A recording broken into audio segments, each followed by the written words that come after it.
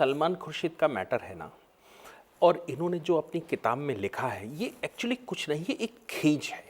खींच मैं इसलिए कहता हूँ कि ये खींच वो है जो जिन्ना ने पॉलिसी बनाई थी कि हम हिंदुस्तान को दारुल इस्लाम बनाएंगे, जिन्ना ने भारत से एक छोटा सा टुकड़ा मांगा था और उस टुकड़े से वो हिंदुस्तान फतेह करना चाहता था। इसीलिए वो हिंदुस्तान में के अंदर 500 पाकिस्तान बनाना चाहता था। यही कारण था कि उसने पूरब और पश्चिम दो जगह पाकिस्तान लिया, और इन दो जगह पाकिस्तान लेकर देश के अंदर बहुत सारे नवाब बैठे हुए थे, उन नवाबों के साथ वो साठगांठ कर रहा था और उसका विचार था कि वो हिंदुस्तान पर कब्जा कर लेगा, इस्लाम का शासन स्थापित कर लेगा। दुर्भाग्य से भारत के प्रधानमंत्री भी पहले प्रधानमंत्री जवाहरलाल नेहरू हुए, जिनको शायद दूर तक का देखने का कोई अनुभव नहीं था, लेकिन सौभाग्य देश का ये था कि पटेल देश के उप प्रधानमंत्री या गृह मंत्री बने और पटेल उन रियासतों को सबको अधिमिलन करवाने में सफल हो गए।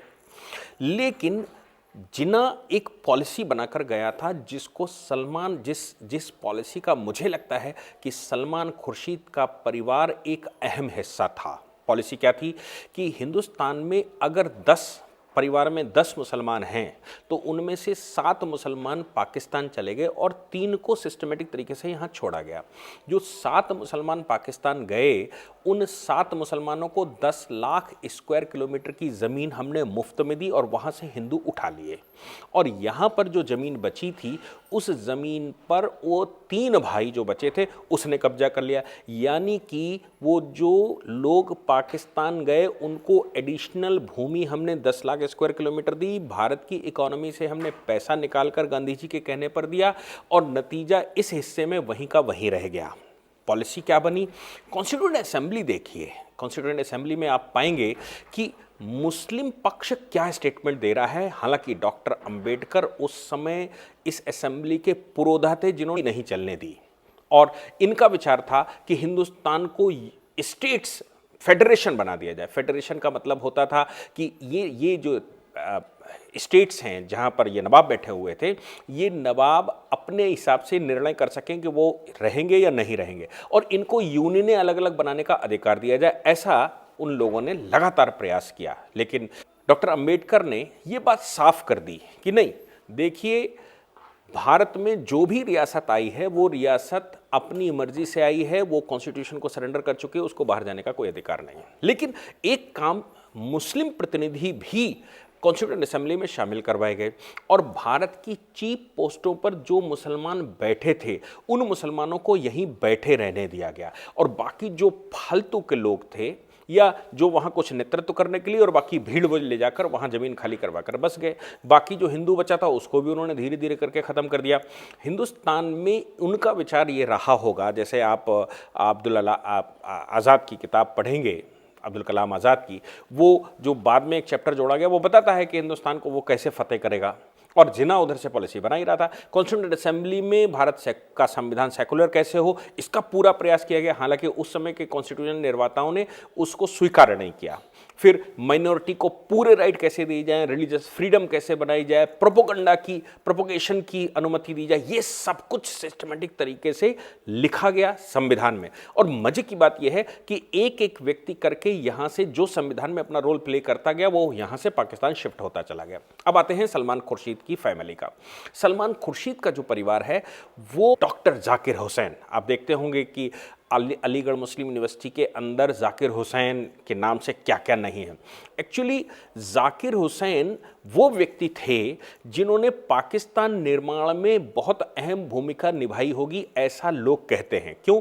क्योंकि अलीगढ़ मुस्लिम यूनिवर्सिटी और जामिया मिलिया के तो स्थापना ही जाकिर हुसैन ने की थी, और वो अलीगढ़ में हुई थी। बाद में ये आभास हुआ उनको कि नहीं, जामिया मिलिया को दिल्ली ले जाना जरूरी है। अगर दिल्ली ले जाया जाता है, दिल्ली केंद्र है सत्ता का, इसलिए वहाँ पर उत्पाद मचाने के लिए जामिया मिलिया दिल्ली में शिफ्ट की जाए। तो अलीगढ़ से वो दिल्ली शिफ्ट की गई, और हम सब देख ही रहे हैं कि जामिया मिलिया इस्लामिया क्या रोल प्ले कर रही है। और अलीगढ़ मुस्लिम यूनिवर्सिटी क्या रोल प्ले कर रही है। अलीगढ़ मुस्लिम यूनिवर्सिटी के 80% प्रोफेसर पाकिस्तान शिफ्ट कर दिए गए थे और जो 20% बचे थे उनके रहते हुए भी 1948 में पाकिस्तान के बनने के बावजूद जाकिर हुसैन को ही फिर से वाइस चांसलर बना दिया गया था। और जाकिर हुसैन ने फिर से किस प्रकार से उस यूनिवर्सिटी का रोल हिंदुस्तान को फतेह करने के लिए हो, हिंदुस्तान पर शासन करने के लिए हो, उसका रोल प्ले किया। ये दोनों ही यूनिवर्सिटियां अपने काम में पूर्ण रूप से माहिर थी। आज जो 80% प्रोफेसर्स पाकिस्तान चले गए थे, आज एएमयू में फिर से 100% मुस्लिम, लगभग 100% मुस्लिम वहाँ प्रोफेसर्स हो चुके हैं और पूरी यूनिवर्सिटी को उन्होंने कब्जा करके रखा है। यही जामिया मिलिया इस्लामिया का भी है कि 90%, 95%, 98% ऐसे यूनिवर्सिटी को चिकड़ कर रखा हुआ है। अब सलमान खुर्शीद के जाकिर हुसैन साहब हैं, ये 7 भाई थे। मैं इसलिए बता पा रहा हूँ क्योंकि मैं भी उसी शहर का रहने वाला हूँ जिस शहर से का ये परिवार बेसिकली मूलतः बताया जाता है और जहाँ से इन सभी ने प्रतिनिधित्व किया है। यानी कि फर्रुखाबाद डिस्ट्रिक्ट से सलमान खुर्शीद भी सांसद चुनकर आए, इनके पिता खुर्शीद आलम सांसद चुनकर आए, वो बाद में गवर्नर हुए, और जाकिर हुसैन भी फर्रुखाबाद से ही आए। हालांकि ये पश्तून परिवार है, ये पश्तूनख्वा का रहने वाला, बाद में ये हैदराबाद शिफ्ट हुआ, हैदराबाद से कहीं और शिफ्ट हुआ, फिर ये फर्रुखाबाद के कायमगंज में शिफ्ट हुए। कि जाकिर हुसैन 7 भाई थे, 5 भाई पाकिस्तान चले गए और 2 भाई सिस्टमेटिक यहाँ पर रहे। एक भाई ने काम देखा एएमयू का, यानी कि जाकिर हुसैन ने, और क्या एएमयू कर रही है वो आपको दिखाई दे रहा है। इनके ही एक भतीजे ने जामिया मिलिया इस्लामिया का काम देखा और उसने क्या कहाँ तक ले जाकर उसको शिफ्ट किया। मैं इसलिए कह रहा हूं क्योंकि जिन्ना ने जो तय किया था कि हम कुछ मुसलमान यहां पर छोड़ेंगे, कहीं ये उसका ही हिस्सा तो नहीं है कि ये जो पाकिस्तान गए 5 भाई, उनमें से एक भाई महमूद हुसैन कश्मीर अफेयर्स का मिनिस्टर बना, एजुकेशनल मिनिस्टर बना, बड़े ओहदों पर रहा, वहाँ यूनिवर्सिटियों पर वो वाइस चांसलर भी बना जो यहाँ ये कर रहे थे। एक भाई का बेटा Rahimuddin joint chief of army staff बना, जिसने हमारे देश के ऊपर क्या नहीं किया।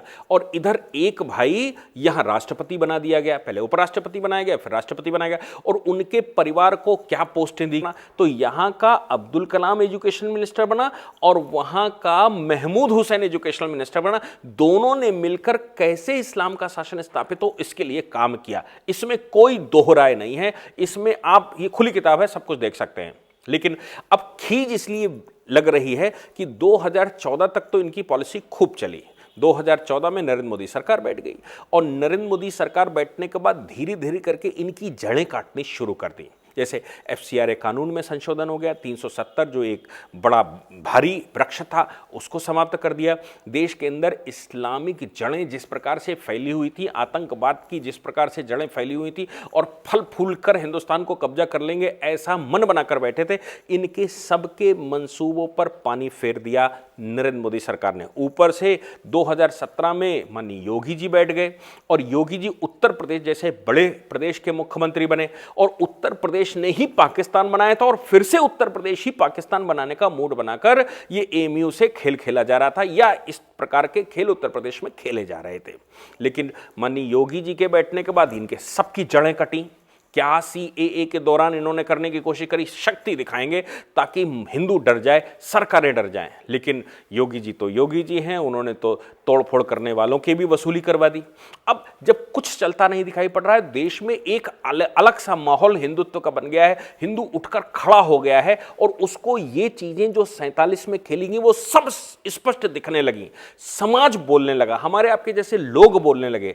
तो फिर इनको इन किताबों के माध्यम से हिंदुस्तान में कैसे वायलेंस हो, हिंदुस्तान कैसे गृह युद्ध की तरफ बढ़े, इसके लिए ये हिंदुत्व को गाली देते हैं। इन्हीं की पॉलिसी रही कि ये पहले भगवा आतंकवाद लेकर आए, साध्वी को के साथ इन्होंने क्या नहीं किया, कर्नल पुरोहित के साथ इन्होंने क्या नहीं किया, बाबाओं के ऊपर कितने मुकदमे नहीं लगाए, हिंदुओं को कहां प्रताड़ित नहीं किया और किस प्रकार इस पूरी जमीन पर लैंड जिहाद हो।